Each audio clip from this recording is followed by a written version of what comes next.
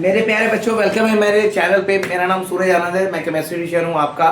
और आप लोगों का बहुत ही स्वागत है। आज हम लोग यूनिट 2 का सॉल्यूशन पढ़ रहे हैं। केमिस्ट्री पेपर 1 है क्लास 12 के, एक्सप्रेसिंग कंसंट्रेशन ऑफ सॉल्यूशन। कैसे कैसे भी कंसंट्रेशन ऑफ सॉल्यूशंस को एक्सप्रेस किया जा रहा है। So composition of a solution can be described by expressing its concentration.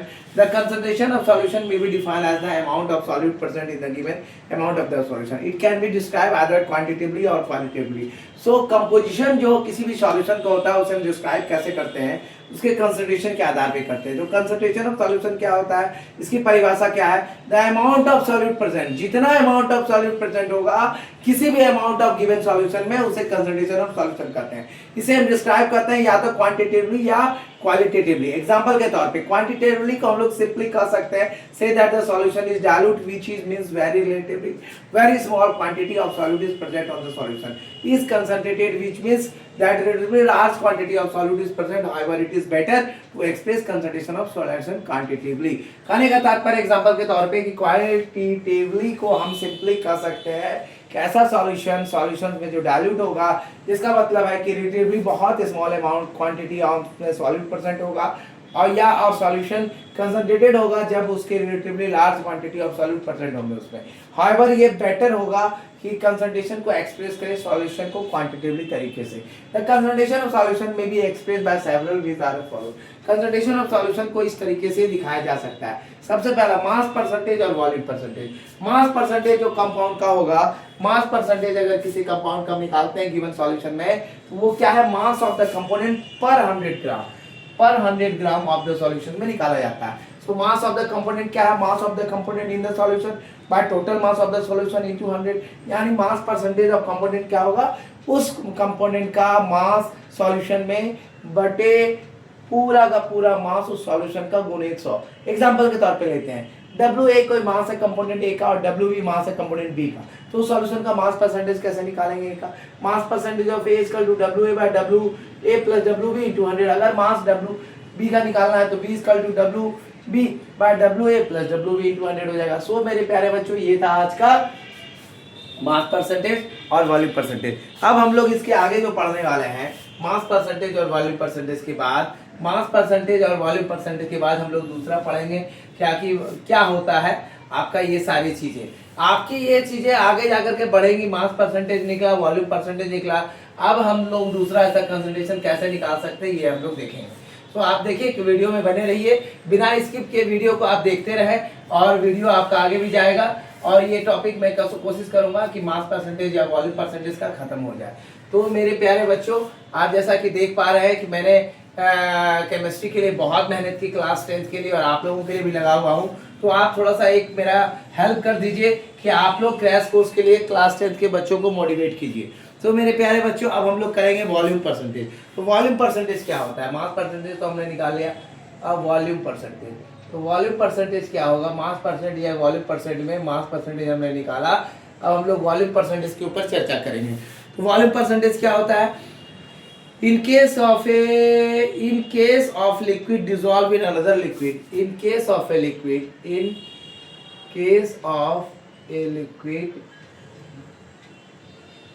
dissolved in another liquid, एक केस है जिसमें एक लिक्विड का डिसॉल्व होता है अनदर लिक्विड में। तो उस कंडीशन में हम कैसे इसका वॉल्यूम परसेंटेज या मास परसेंटेज निकालें? It is a convenient to express the concentration, it is convenient to express the concentration। ये convenient होगा कि हम किसी भी concentration को इस तरह से express करें, express the concentration in volume percentage, in volume percentage। तो ये हमारे लिए convenient होगा कि इसे हम volume percentage में दिखाएं। तो क्या होगा? The volume percentage is defined as the volume percentage is defined as the, हम लोग वॉल्यूम परसेंटेज को कैसे डिफाइन करेंगे? As the volume of the component per 100 litres, the volume of the components per 100 liters, per 100 liters, per 100 liters, the volume of the component per 100 parts, हम litres की जगह पर 100 parts अगर ले तो ज़्यादा सहूलियत होगी, पर 100 parts by volume of the solution, by volume of the solution। अब एग्जाम्पल के तौर पे अगर हम इसे लें तो किस प्रकार ले सकते हैं, तो किस प्रकार लेंगे हम इसका एग्जाम्पल के तौर पे, ये देख लीजिए, आप एक पेन से ही लिखेंगे। एनसीईआरटी के एग्जामिनेशन में तो आपको एक ही पेन से लिखना है। For example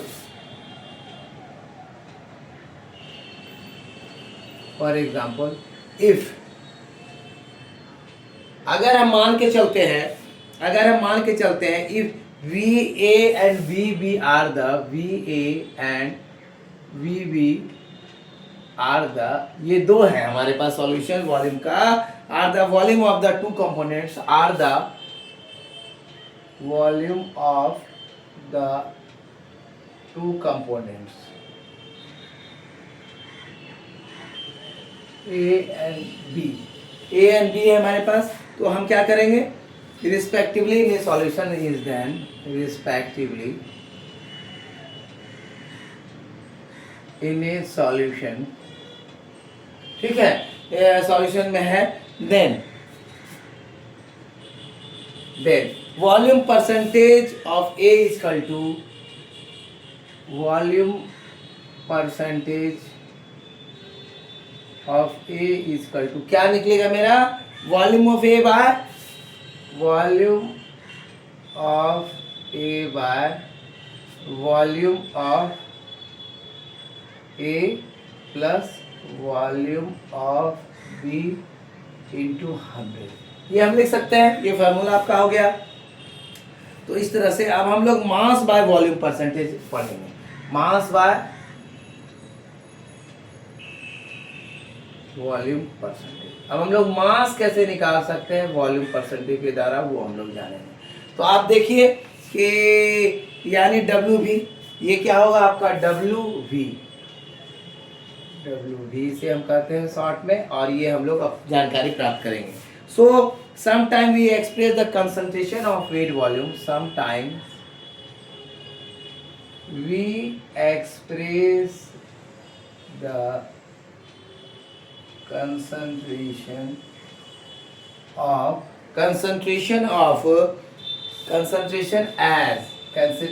as weight oblique volume. इस कंडीशन में भी हम लोग कंसंट्रेशन निकालते हैं। It is the mass of solute dissolve in, it is the mass of solute dissolved in 100 ml, 100 ml में जो डिसॉल्व करते हैं ऑफ द सॉल्यूशन,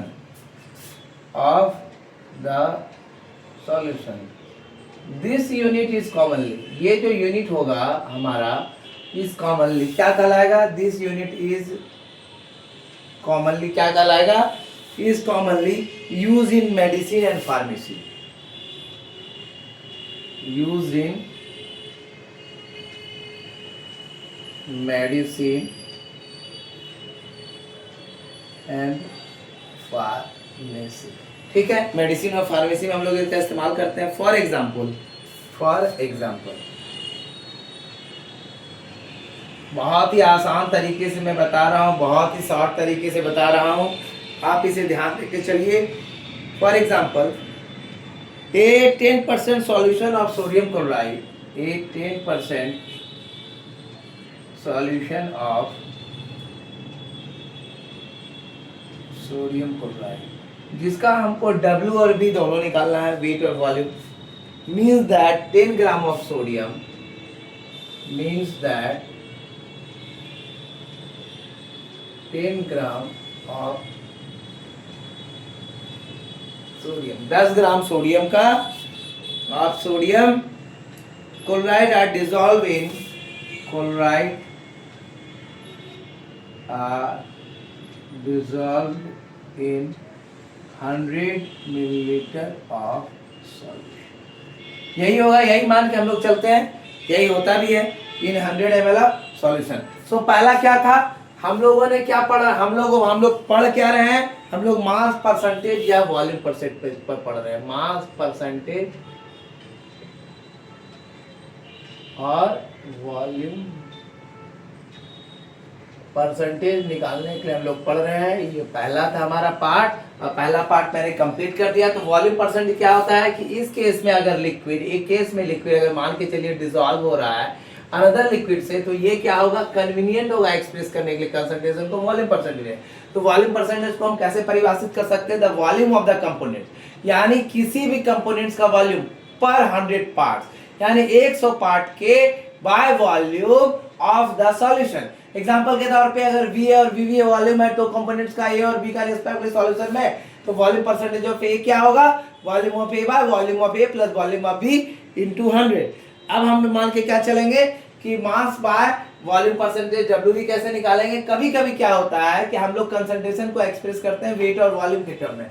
तो जब वेट और वॉल्यूम के टर्म में कंसंट्रेशन को एक्सप्रेस करते हैं तो यहाँ पे mass of the solute dissolve होगा 100 ml ऑफ द सॉल्यूशन में। ये यूनिट आपका कॉमनली यूज होता है मेडिसिन और फार्मेसी में, मेडिसिन और फार्मेसी में यूज होता है।